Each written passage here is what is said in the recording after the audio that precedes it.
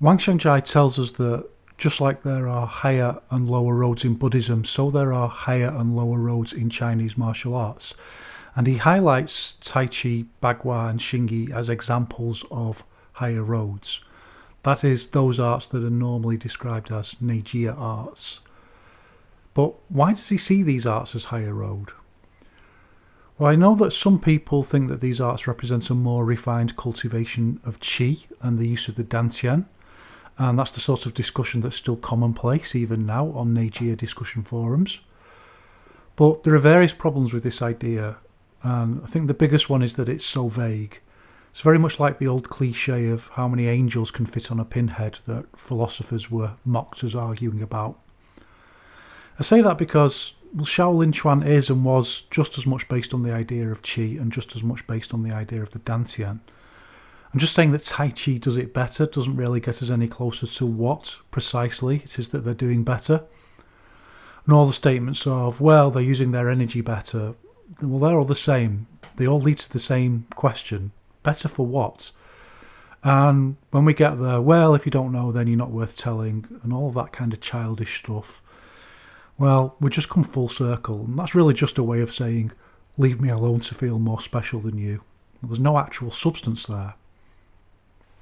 In any case, if we look at someone like Tai Chi godfather Chen Xiaowang, who very much teaches within the paradigm of qi and dantians, qi meridians and so on, he always double describes postures in both qi and movement terms. So, for example, he'll show an arm lock, describe the body mechanics of it, and then say, well, the qi flows through the arm to such and such a point, and the energy is linked to the dantian in such and such a way.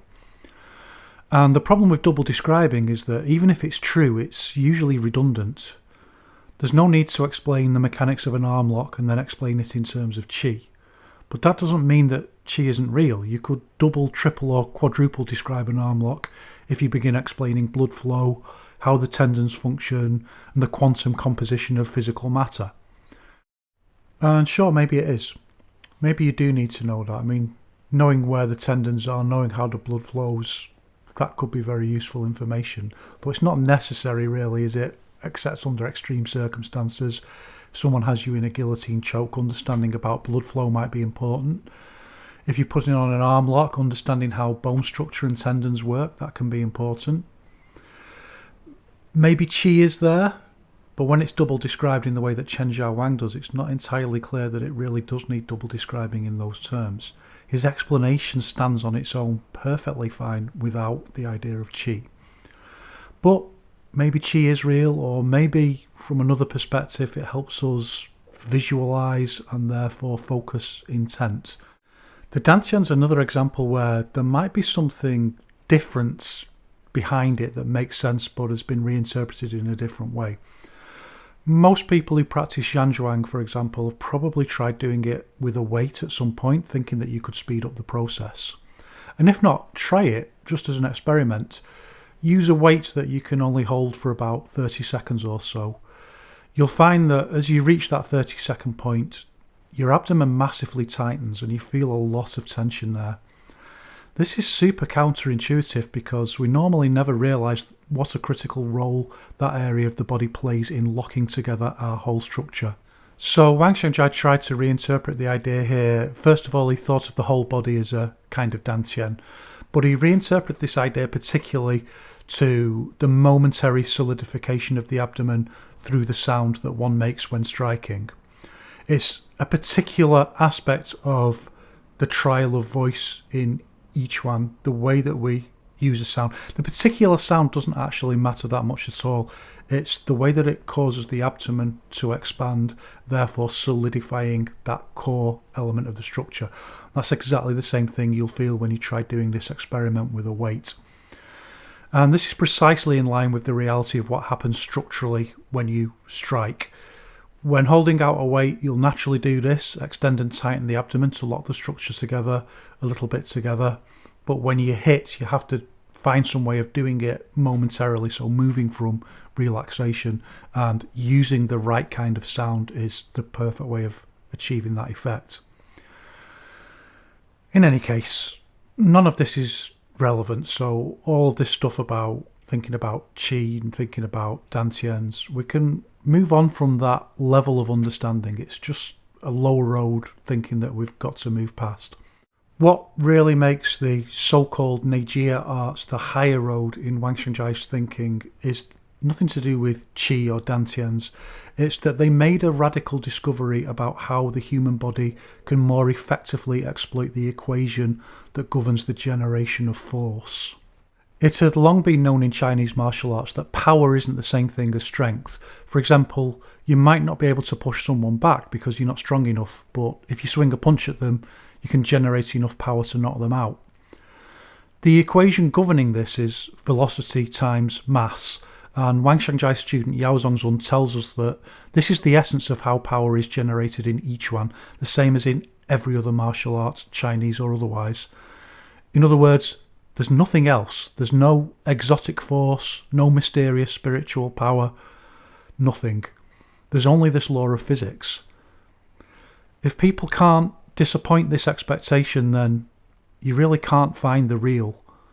If you can, then let's carry on, because the story is far more interesting than any silly fairy tale of magic powers. According to Yaozongzun, prior to this Neijia revolution, power was generated by solving the equation velocity times mass in a pretty crude way that balanced it in favour of mass. Haymaker's a great example. It doesn't have to come anywhere near the top speed that a human body is capable of in order to deliver a knockout. It uses centrifugal force to swing the weight of the arm round. Another example is most of traditional wushu, particularly Shaolin Chuan, which uses body weight to stack the equation primarily in favour of mass. Think, for example, of the very standard Shaolin Chuan posture of moving from a standing position down to bow stance and punch. The shift to the side is intended to add mass into the punch as far as possible, even to the point of a long extended stance. It's not about range, i.e. punching someone from a distance. It's just about power from moving your mass, much like, I suppose, just falling onto someone, but in this case you're just falling to the side and trying to transmit that force to the punch point. Within traditional wushu, however, there's the seed of another way of using the body. So, for example, the shift from horse stance and punch to bow stance and punch naturally suggests an explosive movement turning around your vertical axis, and this is the origin of Fa Li. At some point, wushu masters began to recognise that the more Fa Li you put into the movement, that is, the more explosive, short movement, the less you need to solve the equation by balancing it in favour of body mass. This didn't occur immediately because there's more to the story. In order to transmit the force generated from this short movement, the consistency of the body's overall structure has to be just right. And as you experiment with this, well, some people reach a barrier where you have to transcend the posture. You have to move on from the postures that your teacher told you, and you have to innovate. Some people can't get past that barrier, and some people can. You have to let go of the form. This is precisely the story of Tai Chi, for example. At some point, all of this became clear, and the old Shaolin form was radically transformed along these lines. And anyone with a background in real Shaolin recognises that Chen Taiji Chuan has its Shaolin as an ancestor, and the posture names still retain the Buddhist origin as well. Obviously, we don't know exactly how these transitions took place, this transition into a new way of using the body. And we also don't know when it happened, so we know that in the 17 or 1800s, martial arts based on this new paradigm began to appear, particularly in the Beijing area. Maybe they were in existence long before, and it took practitioners coming to a major city to popularise them. Maybe these were ideas that existed in the deepest distant past and were carried forward by tiny lineages against all odds. Or maybe it all emerged spontaneously multiple times, died and was reborn just from the reality of bodies and the laws of physics. We really don't know. In any case, it did happen, and the next step was to refine this practice. And remember that the formal law of velocity times mass doesn't need to exist as a concept, although force as a scientific concept was mentioned by the philosopher Mozart at least 2,400 years ago. Laws of physics can be understood bodily, and that's what really matters in wushu, although thinking about how to improve your technique, that really does move you forward as well. And that's what they did, and everything was geared towards this. For example, using a low bow stance to punch is quite slow, so when considering a better way, you would naturally think of making it shorter. Then you think about how to maximise power with a shorter movement. Step by step, the discovery was made that it's possible to move very fast with an explosive, short release of kinetic force. This would have been obvious to anyone who was actively researching just by seeing someone sneeze, and Wang Xiangzhai also mentions people watching animals and seeing the explosive movement of animals, for example, hunters who suddenly explosively fall upon their prey. By working on this problem, narrowing it down, adapting physical postures so you can experiment with it, eventually people naturally made two very interesting, actually counterintuitive but nevertheless perfectly scientific discoveries. The first of these was that with a short, sharp movement, the human body can achieve maximum velocity over a tiny distance, literally the width of a fist. A posture can be longer, but it won't achieve a higher velocity in exactly the same way that a 100 metres runner reaches their faster speed, and they don't get any faster just for having a longer run-up. All the energy that was expended in getting to that point is already expended. Or you can say falling from a building. It's a slightly different law of physics, but helps you heuristically understand the idea. At a certain point you reach terminal velocity, and falling from a higher distance doesn't make any difference to how hard you hit the ground.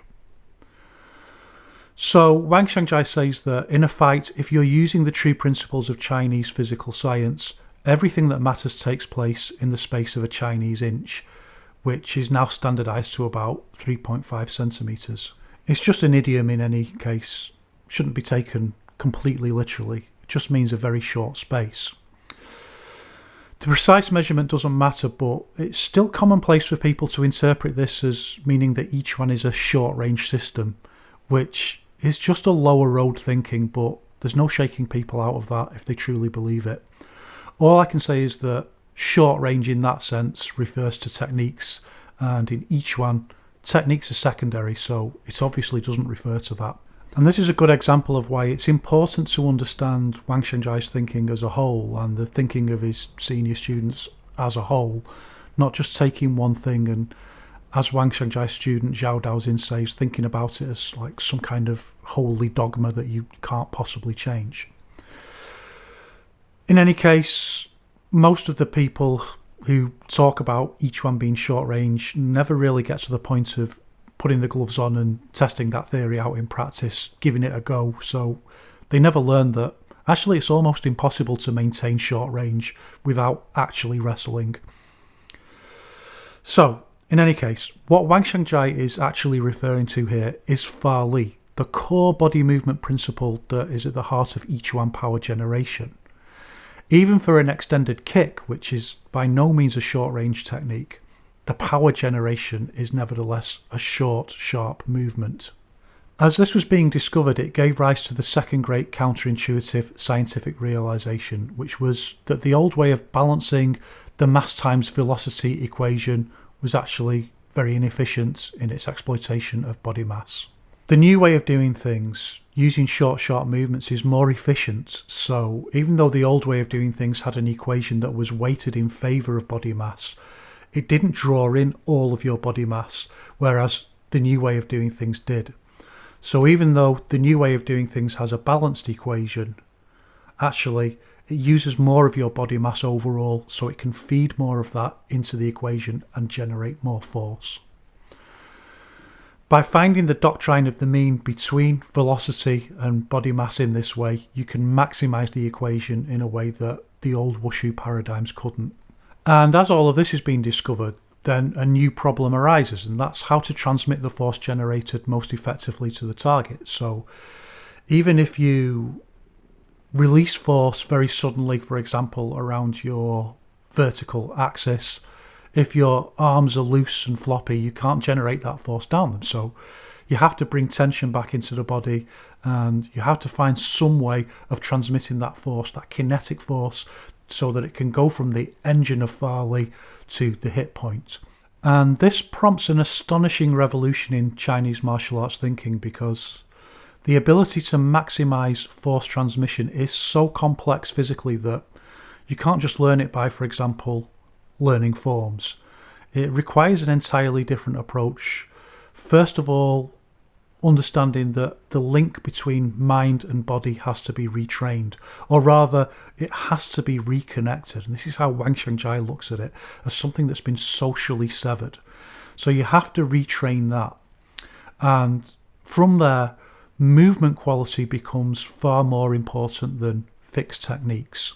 And we know, of course, that Tai Chi, Bagua, Xingyi, Liu He, Bafad, they all still retain forms. So they haven't made the complete conceptual leap, or this is how Wang Xiangzhai interprets it. They haven't yet made the full leap, but they've made a significant stride towards that. They've recognised the importance of intent, and they've recognised the importance of reconnecting intent to the physical form. And they've recognised that this is the process you need to follow in order to create an entirely new kind of body movement, whole body interconnected structure. Once you have this, you've solved the problem of how to move the force generated from Farley to a hit point. You've understood the complexity of the body structure and how to train it. But then something else happens. Once this has been discovered, it was realised that you can do other things with this ability, not just hit with force, but use this advanced structure to make physical strength more efficient and sophisticated in its potential task management. So now you could move opponents, you could throw them, adapt to them, without necessarily hitting them. You can use the force that you've generated in an entirely different way. A lot has to happen to make all of that work, and once that overall discovery is made, then that becomes the low road again, because higher levels of cultivation make it possible to use this equation even more efficiently and in even more sophisticated ways. For example, brace Farley, which doesn't even need an inch of space.